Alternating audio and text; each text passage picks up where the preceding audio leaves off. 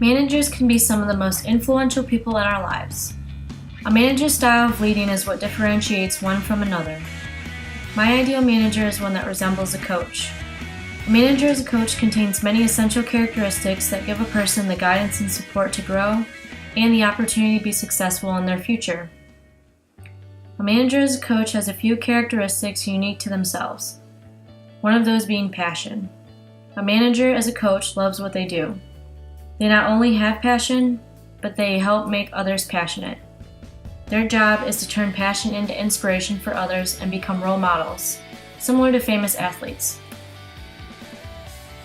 Another couple characteristics unique to a manager as a coach are guidance and feedback. This photo is a perfect example of it.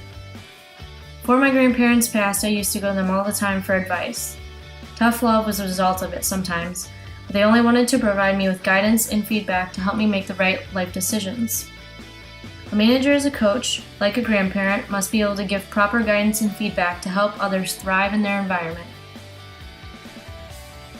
This next photo shows characteristics that every manager should have, especially a manager as a coach. My parents are the most influential people in my life. This is a photo of me at my high school graduation. My parents encourage and support every decision I make, whether it is good or bad. They hold authority without being dictators, and like always, they want the best for me. A manager as a coach should be like a parent in that they should, in all, be there for you no matter what. They should encourage you to do better, support your decisions, and have the authority and directive to lead you to success. Here is the Maumee River. To me, it represents calmness. The phrase cool, calm, and collected is key to managing situations of conflict. A manager as a coach may get heated at times with all their passion and drive, but they should also be able to remain patient and calm and be able to take a step back, breathe, and handle the situation appropriately.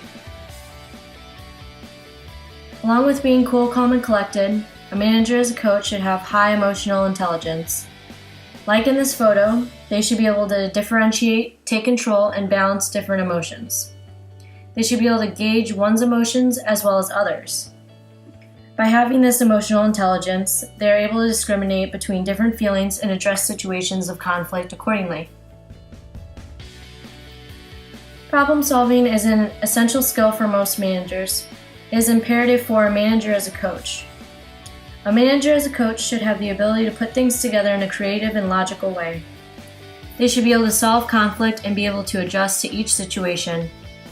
Every puzzle is different, and every puzzle piece fits together in a different way. A manager as a coach should be creative enough to solve each puzzle or problem in order to find the most beneficial solution.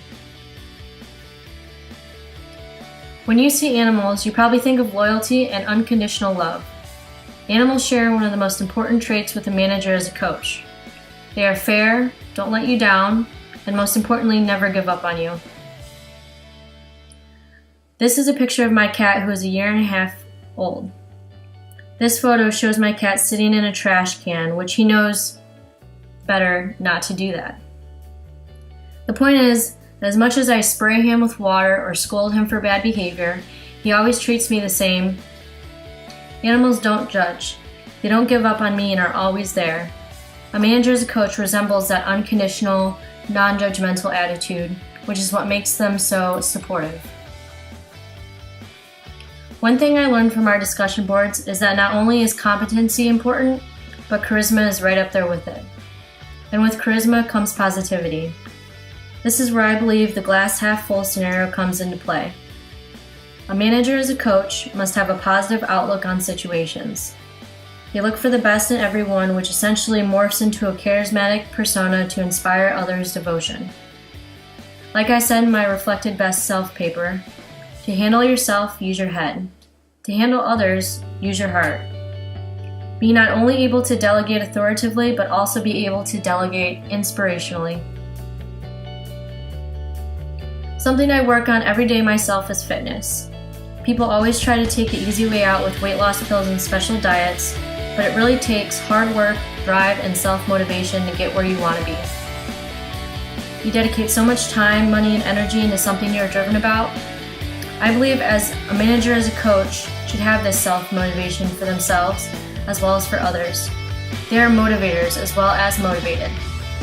Part of their coaching is to make plans and set goals for others to achieve.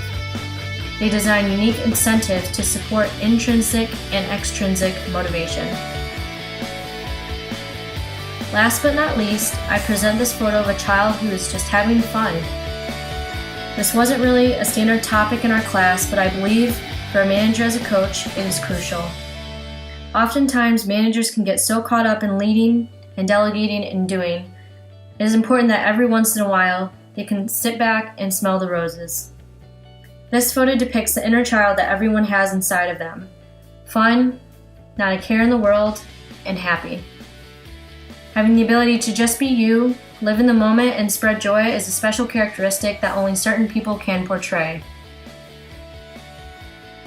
In the end, a manager as a coach, I believe, encompasses all the characteristics and skills necessary to give one the opportunity to grow in the workplace and as a person, along with the ability to succeed in life's endeavors.